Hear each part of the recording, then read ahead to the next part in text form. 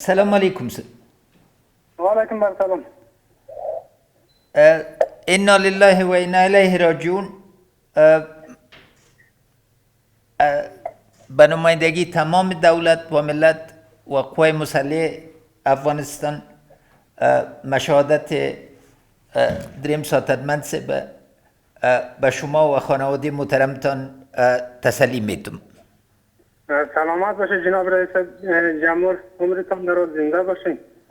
چی فرمایش دارید؟ جناب رئیس فرمایش برای فعلا چیز فرمایش نداریم دیگه.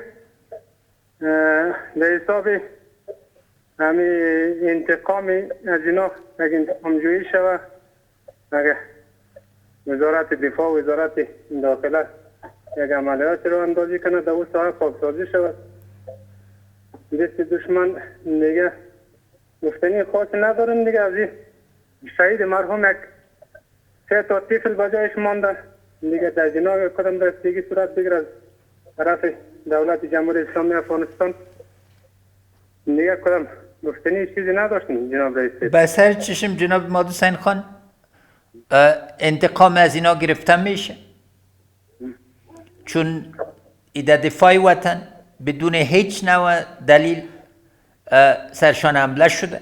قوای دفاعی و امنیتی تان مثل که شهید علی مربوط قطعات خاص بود و در سر تا سر افغانستان خدمت کرده بود، هیچ وقت قهرمانی ازی و خون پاک ازی از یاد ما نمیره. جنرال صاحب عبدالرحیم از شورای امنیت ملی همراه مشیشتن در قسمت رسیدگی به خانواده و 3 طفل که از این مانده ما هدایت واضح دادیم و اینا همراهتان به تماس میشن. بازم به شما، به تمام خانواده و تمام همصفایش تسلی میتم. خداوند داشته باشید. سلام علیکم. السلام علیکم و علیکم السلام رئیس جمهور. انا لله و انا الیه راجعون. الفاظ ندارم که شهادت دگرمند صاحب عبدالکریم خان برتان تسلی بتم. باعث سرقماندان اعلای قوای مسلح، باعث رئیس جمهور و باعث یک برادرتان شهادت تسلی میتم. من در خدمتتان هستم، هر فرمایشی که داشته باشین. خداوند پاک شما را نگیره. من نمیجا یک خوشی دارم که به وطن خدمت کرد، به صداقت خدمت کرد. من افتخار میکنم، من خودم افتخار میکنم. شما را خداوند پاک و شما زنده و جور داشته باشه. من خیلی افتخار میکنم. در این تشویش نباشی که من افتخار نمیکنم، من جگرخونی میکنم. من میگم شکر که من بشه خدا مرا داده بود که برای وطن خود خدمت کرد. نام نیک برای ما بود. جناب عبدالرحیم خان، این روحیه ملی شماست که عزت، آبرو، حیثیت، استقلال و آینده افغانستان را تأمین میکنه. دگرمند شهید هیچ وقت فراموش ما نخواهد شد. ما فوراً هم هدایت ترفیشو ندادیم. هم ایجا جنرال صاحب عبدالرحیم هم از شورای امنیت ملی همراه مشیشتن بعدا همراهتان در تماس میشن که مسائل حفاظت خانواده و توجهی را که به او لازم است همراهتان تعقیب کنند. تشکر، زنده باشند. خداوند شما را داشته باشه. بازم مراتب تسلیت مرا قبول کنین. این روحی بلندتان ما سرش افتخار میکنم و همیشه ما در خدمتتان خواد باشم. السلام علیکم جناب امیری. سلام احترامات تقدیم جناب رئیس جمهور جمهوری اسلامی افغانستان. تورن فضل احد برادر جگرن شهید فضل وهاب امیری. جناب رئیس جمهور، همینجا پدر بزرگوارم، پدر برادر شهیدم جنرال شیریندل، جنرال متقاعد قوای هوایی، همراهتان صحبت میکنم. بسر چشم. جناب جنرال صاحب سلام برسه. السلام علیکم جناب رئیس دولت جمهوری اسلامی افغانستان. بنده به خدمت هستم. انا لله و انا الیه راجعون. جناب جنرال صاحب، از اینکه 2 اولادتان رای پر افتخار شما را تعقیب کردن و به اردوی افغانستان آمدن، اول از این تشکر میکنم. دوم تسلیت میتم. این شهادت ناهنگام و شهادت که هیچ نوع دلیل نداشت و خیانت است. من در خدمتتان هستم جناب جنرال صاحب، مهربانی کنید. جناب محترم رئیس جمهور دولت اسلامی افغانستان، اولاد ما اولاد ملت افغانستان بود. اول اولاد خود، دوم اولاد تمام ملت افغانستان.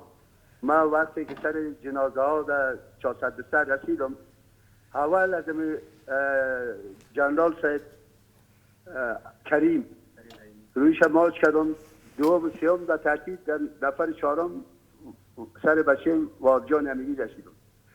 ما همونجا کل خلق نظامی و ملکی استاد بود. ما گفتم دعا کنید، فرزند 4 شهید، فرزند 1 فامیل. مراد از فامیل فرزندای اصیل افغانستان تحت کمانده رئیس جمهور دولت اسلامی افغانستان یا به شهادت رسیده.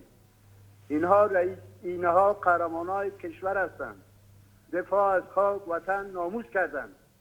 ما خون از دیار، شهادت از دیار گرامی عرض میکنیم، گرامی میداریم و از خداوند متعال صبر جمیل و تمام از رئیس جمهور الی آخرین نفر ملت ما بخواهان هستیم در همه وقت، در همه زمان. و ما رئیس جمهور اطمینان میدیم که بچهای ما که شهید میشه، ما گفتیم به بچهای خود، بچه گفت آقا اگر من شهید شدم، من گفتم پدر 80 ساله تو کم 80 هست. ما گفتم ام بیرق در دست میگیرم، ببینی پیریم، گفتم ما با امرای دشمن گفتم استاد هستم. دیدو روزی سی سر گفتم روزی سر ما وعده میدم که ما یک دوره جهاد گذشتم داریم، من امیال علی بیرق در دستم میگیرم، هر نقطه که شما امر میتونید تحت امر شما رئیس جمهور دولت اسلامی افغانستان حاضر و آماده است. این افتخار از رئیس امر کنید. خواهش است. این امی روحی است که آزادی افغانستان، استقلال افغانستان، عزت افغانستان نگاه میکنه. شهید جگلن صاحب فضل واب هیچ وقت فراموش ما نخواهد شد. ما هدایت دادیم که درود به ترفیع برشان اجرا شد و در قسمت رسیدگی به خانواده جنرال صاحب عبدالرحیم از شورای امنیت ملی همراه مشیشتن، همراه تورن صاحب یا هر کس دیگری که شما هدایت میتین یا خدمت خودتان میان که به مسائل دیگر رسیدگی کنند. خداوند داشته باشید جناب جنرال صاحب، خداوند شما را داشته باشه. با این روحیه انشالله تعالی هیچ وقتی بیرق سیرنگ افغانستان پایین نخواهد شد. زنده باشین جناب جنرال صاحب. یک جهان رئیس جمهور تشکر. سلام علیکم عبدالمعقول خان. بله صاحب، بله صاحب. انا لله و انا الیه راجعون. شهادت بریدمل صاحب محفوظه. به شما و تمام خانواده و تمام اردوی افغانستان تسلیت میگم. من در خدمتتان هستم. جناب رئیس جمهور سلام علیکم. و علیکم السلام. ما در خدمت هستیم. ما از خودت از جمهوریت دفاع کردیم، دفاع میکنیم، سر دادیم، سنگر نمیتیم. بخیر باشه، لطف کردید شما فامیل یاد ما کردیم. معلوم داری وظیفه از ترفیع فوق‌العاده‌اش اجرا میشه و جنرال صاحب عبدالرحیم همراه مشیشتن بر رسیدگی به خانواده همراهتان تعقیب میکنن که شهادت از این قهرمان ما هیچ وقت فراموش ما نخواهد شد و از این روح بلند که شما دارین از صمیم قلب تشکر میکنم. بازم تسلیت میدم. بخیر باشین. تشکر. فامیل زنده باشید جناب رئیس جمهور. ما در خدمت هستیم. فامیلی بخیر باشید. ما در خدمت هستیم. بسته این منطقه، این قریه، این جوانات کلش در خدمت خودت، در خدمت جمهوریت. خداوند شما را داشته باشه و پاینده با جمهوریت ما. سلام علیکم محمد رضا خان. اول شما خوب بخیر، خوب هستین، سلامت هستین برادر عزیز. اول موفقیت شما را از خدا میخواهیم. دوم این که خدا شما را موفق داشته باشد. خدا عالی. افتخار داریم برای شما. این روز ما اگر بچه ما شهید شده، اگر در زمین ماندیم، افتخار داریم به خاطر از این که در خدمت وطن و که عوامی کشور در خدمت شما درستا شهید شده. انا لله و انا الیه راجعون. جناب محترم رضا خان، الفاظ ندارم که شهادت ساتنمن صاحب محمد داود خان برتان تسلی بتم. افتخار افغانستان بود که تی 777 از بهترین قطعات خاص ما بوده که در تمام وطن درخشیدن. ترفیشان ما هدایت دادیم که 2 درجه ترفیع برشان میشه و از نگاه رسیدگی بر خانواده جنرال صاحب عبدالرحیم امرای ما 6 تن که در قسمت ترتیب خانه یا آپارتمان امرایتان تعقیب کنند. خود تشکر. خدا شما را موفق داشته باشد. خدا حفظ کنه. افتخار ما برای از میاد امروز هم رئیس صاحب خدا شما را جور داشته باشد، به خاطر که یک مرد پیرمرد 70 ساله هستیم، روی خاک مانده ایم. این چه حالی که سوره دیگه بسیار ضعیف نتوانستیم، 70 ساله دیگه پای مایم درد میکنیم، دیگه کس کارگرم نداریم دیگه. بالکل برتان توجه میشه و اگر خود ضرورت به معالجه داشته باشی در شفاخانه اردو پلیس یا امنیت ملی بر خود هم تداویر میدم. موفق باشین. خدا شما را جور داشته باشد. بخیر باشین. بازم تسلی میدم.